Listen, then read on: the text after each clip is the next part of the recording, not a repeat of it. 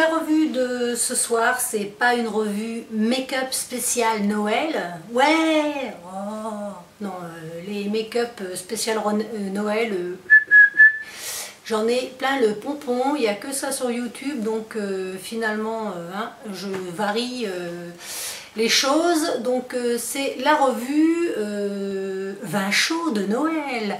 Donc en fait, c'est juste une partie de ce que je dois effectuer pour le repas du réveillon de demain soir. Donc je voulais vous faire profiter finalement de ce que je fais tous les ans, c'est-à-dire un bain chaud spécial pour Noël. Donc voilà, donc à suivre la revue sur le vin chaud de Noël.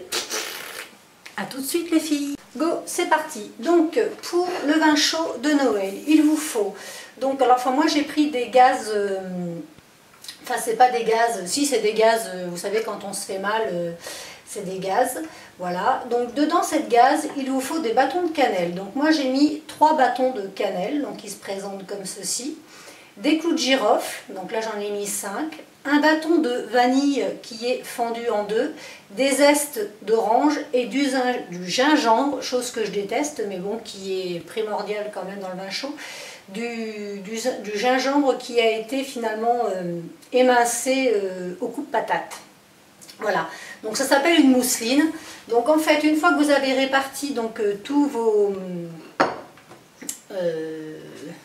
petits trucs là, voilà, dans votre mousseline, vous refermez votre mousseline. Donc vous faites comme ceci, vous récupérez tous les bords, voilà, vous faites comme une aumônière, voilà, vous serrez bien comme ça, et avec ceci, donc ça c'est pour attacher les sachets de plastique de sac congélation, vous l'enroulez autour pour bien fermer. Et là bien sûr je vais galérer parce que comme la caméra est mal mise, je ne peux pas trop bouger de là où je suis, donc ça va être un peu laborieux. Donc vous resserrez bien votre mousseline. Voilà. Comme j'ai un doute sur l'efficacité et l'étanchéité de ma mousseline, je remets un autre petit bitonio comme ça. Voilà, voilà. Et cette mousseline doit rester fermée tout le temps. Il ne faut pas que les épices s'échappent de la mousseline. Donc je vérifie que ça soit bien fermé, ça tient bien. Oui, voilà. Donc il vous faut ensuite pour votre vin chaud, bah forcément hein, du vin, voilà. Sauf que là il est froid. Donc dans les campagnes on dit du pinard. Donc du vin chaud. Donc moi j'ai doublé les doses. Donc en général il faut une bouteille, mais moi j'en ai mis 2. Parce qu'il y a des pocherons dans la famille. Donc je plaisante bien sûr. Donc j'ai mis 2 bouteilles de vin rouge, du rhum doré, voilà. Il vous faut du sucre. Donc là j'en ai mis en tout 200 g de sucre. Donc vous versez, alors attendez, bougez pas, je regarde derrière la caméra si on voit, oui. Donc vous versez dans votre, enfin moi j'ai mis ça dans un faitout qui se ferme. Donc vous versez votre vin dans le faitout.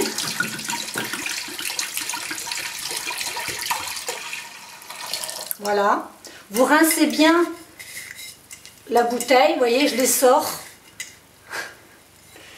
Donc, vous y mettez la deuxième. Églou, églou, églou. Voilà, là aussi, il faut le l'essorer.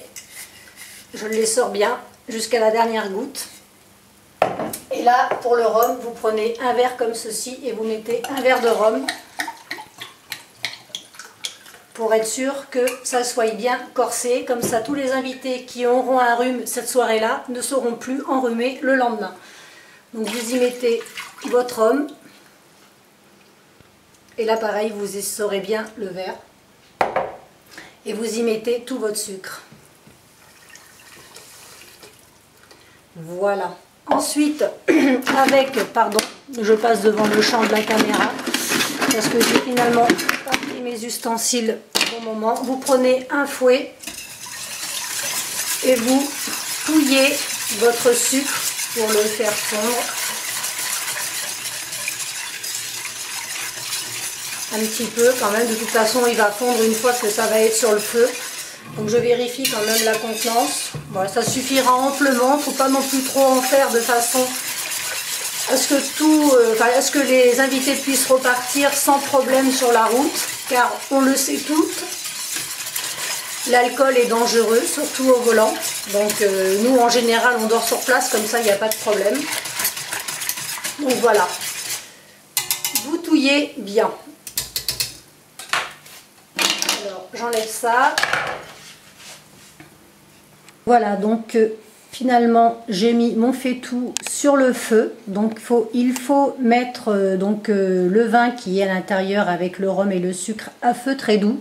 Alors il y en a qui rajoutent le rhum bien après, moi je le mets en même temps parce que bon voilà. Et je viens déposer donc ma petite mousseline, voilà, à l'intérieur de mon faitout. Voilà, glou glou glou glou, et le petit noué se noie. Oh le pauvre! Un homme à la mer, un homme à la mer. Non, non, je plaisante. Donc voilà, donc vous laissez finalement chauffer à feu très doux et au bout de d'un petit moment, il va y avoir une écume blanche qui va venir recouvrir le dessus le dessus du vin. Donc à ce moment-là, vous éteignez, vous laissez toujours votre mousseline imprégnée finalement dans le vin, vous refermez, vous laissez comme ça mariner. Donc moi je fais toujours mon vin chaud la veille pour le lendemain, car je trouve qu'au niveau de l'arôme c'est carrément plus meilleur. Voilà, hein, je cherche mes mots, mais non, vous inquiétez pas, je n'ai pas bu, je n'ai pas non plus inhalé les odeurs du pinard, car en général je ne bois pas de vin. Donc voilà, par contre demain soir, oui, effectivement, je boirai un petit verre de vin chaud pour réchauffer finalement, pour me réchauffer. Voilà, voilà, donc voilà la recette du vin chaud. Je vous fais plein de gros bisous. Je sais, ça change du make-up, mais justement, je voulais une vidéo qui sorte de l'ordinaire. Et en plus, c'est une vidéo de circonstance, donc le vin chaud pour Noël. Donc je vous fais plein de gros bisous, big kiss. À bientôt les filles, passez une excellente soirée, passez un très bon réveillon de Noël. Je vous embrasse très fort et je vous dis à bientôt. Bye bye les filles.